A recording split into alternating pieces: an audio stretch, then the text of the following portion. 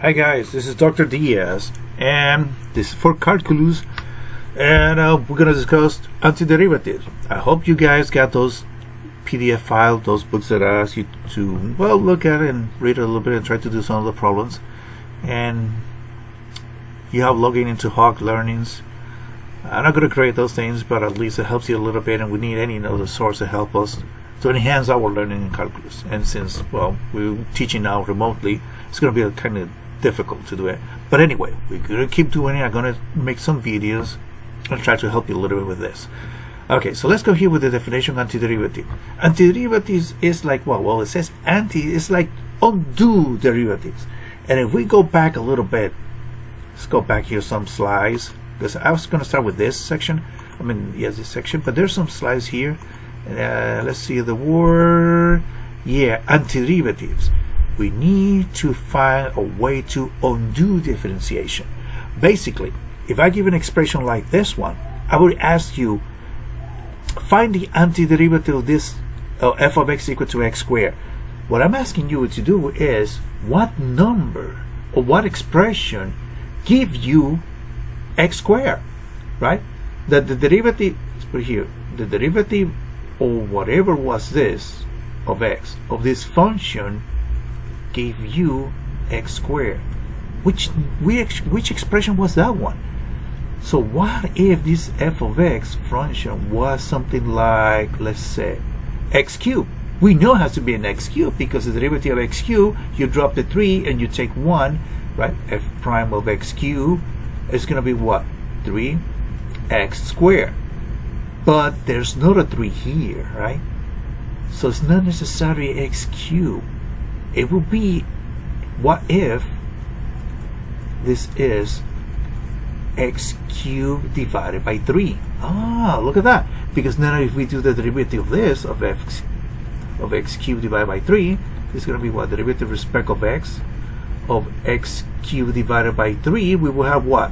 This is going to be 3x squared divided by 3. 3 and 3 cancels. So it's going to be x squared. So the undo or the antiderivative of x squared is actually, this function here must be what? 1/3 x cubed. Oh, and let's look. If we look here at the example, we will have this. Here it is. The antiderivative of x squared is 1/3 x cubed, because the derivative 1/3 x cubed is x squared.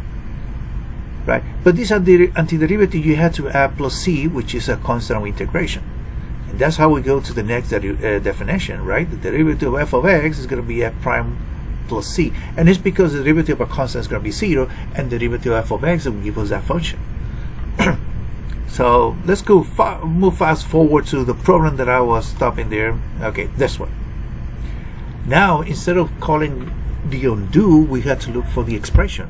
It's the integration, the integral. This integral is known as the indefinite integral, because it doesn't have here or here what is called the limits of integration.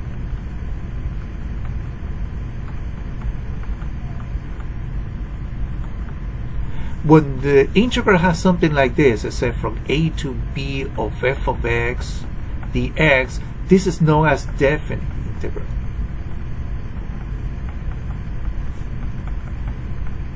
When it doesn't have one, like this one, then this one is called indefinitely integral. And always going to be this expression plus f of x times a constant. So that if you find the derivative of this one, you will get here what is called the integral. Okay, the process of computing an integral is called integration. And here we have one. Yep. And where f of x is known as the integral, and dx is actually like the change in increments, which actually, guys, when you're solving these type of problems, don't ever forget this. You will need the integrand. You will need always the integrand when you're solving the problems, and the x. And when you get the integral, the answer is going to be f of x plus c, which is the constant of integration. Always need c. Okay, so let's see some examples here. Let's see one. Okay, so looking at this problem, guys, what we're looking here is from which function that we found the derivative, we got 3x squared, right? Right. So we got f of x is equal to 3x squared. So from where, which function we found the derivative, we get 3x squared? Shouldn't be, I guess. Let's try this one. F of x will be equal, well, let's say f, well, this will be f prime. F will be what? X cubed? Yeah, let's see. If you find the derivative of f of x cubed, this is going to be what? 3x squared. So yeah, the undue differentiation of the antiderivative of 3x squared must be x cubed, because you do the derivative of x cubed, you will get 3x squared. Okay, so let's see the example how they did it here. Here we have this one, x cubed plus 3. X cubed plus c, right? Because there's always, you have to put a constant integration. Even if you do the derivative of this thing, derivative respect of x cubed plus 3 is going to give you this one. This is what? 3x squared. Because the derivative of a constant is 0. But there must be, well, let's look at another example. Before I said there must be an equation or a formula to help you to do this one. What happens if you have something like x to the 5th? So from where you think we got x to the 5th, so we start thinking, oh, sorry about that. We start thinking of f of x, which f of x, we do the derivative, we get x to the 5th. So we know right away it has to be something like x to the 6, because we know when we find the derivative, we drop the 6, x to the 5th. Good. We have the x to the 5th, but we don't have a 6 here. So that means that this expression must have been something like this, x to the 6 divided by 6. Yeah, that must be. Because when you do the derivative of this, you will get what?